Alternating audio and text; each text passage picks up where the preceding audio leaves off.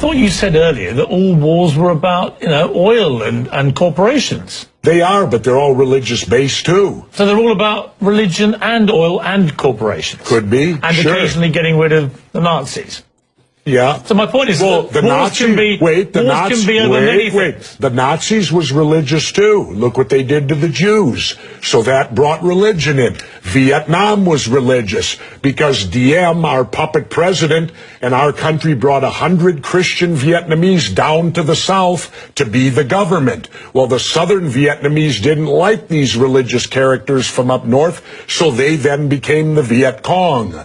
So all wars, pretty much in my lifetime, have had some religious basis, but certainly big business gets in there because wars are very profitable to certain big businesses. And, of course, big business needs to be in the Middle East so that we can get the oil out of the Middle East, so we can get the lithium out of Afghanistan. They discovered a vein of lithium there they say is worth $1 trillion. Well, what is lithium used for? Every cell phone, computer, and soon to be electric cars. Let's talk about why we're really there. We're not there. How does any of these wars affect our freedom in any way? The United States is not in any threat. They're not going to do a Normandy invasion on us, Al-Qaeda in Virginia. No, but hang on, you're being slightly naive, aren't you? Because I'm not being naive, sir. I think you are being naive. No. Because I think that it's clear one of the main reasons that America went into Afghanistan was to try and get Al-Qaeda dismantled, the organization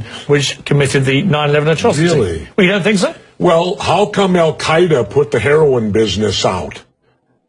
They took all the poppy growers and stopped the production of heroin. What would you have done? Wait, now how much of that illegal heroin was propping up the international banks with laundered money, and when it dried up, the first recession happened? Well, now that we're back in there, we aligned with the poppy growers, and the heroin business is back up full swing again. I thought we fight a war on drugs here. All right, Jesse, we're not. What would you have done on September the 12th, 2001? What would you have done if you'd been president?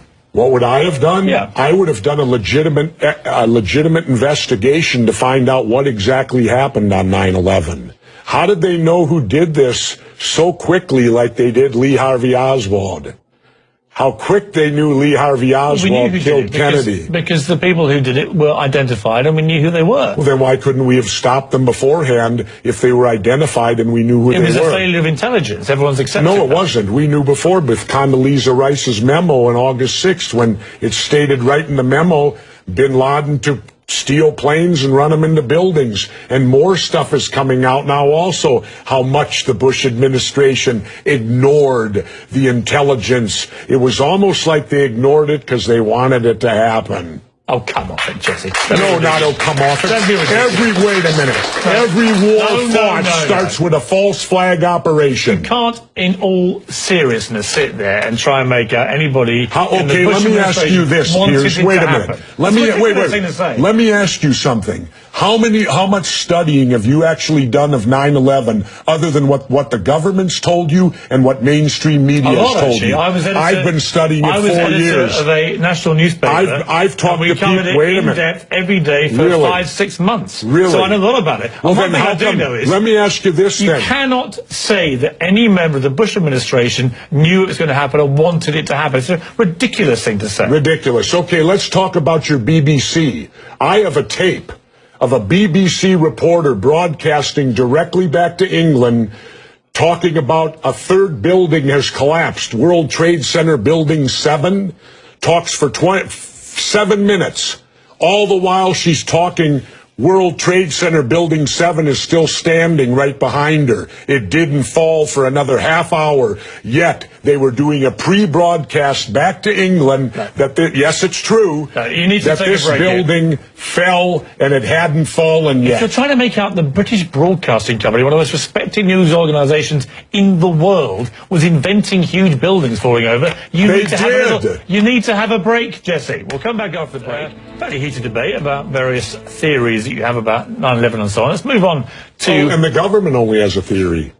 Right, well, the government has No, factual... this is a theory. Their theory is 19 Islamic radicals armed with box cutters defeated our multi-billion-dollar air defense system, all while conspiring with a bearded guy in a cave in Afghanistan. That is exactly what That's happened. their theory. No, that's not a theory, it's a fact. That's their theory. No, Jesse, that's a it's fact. I was think you required. make some very sensible points, and you make some crackpot points.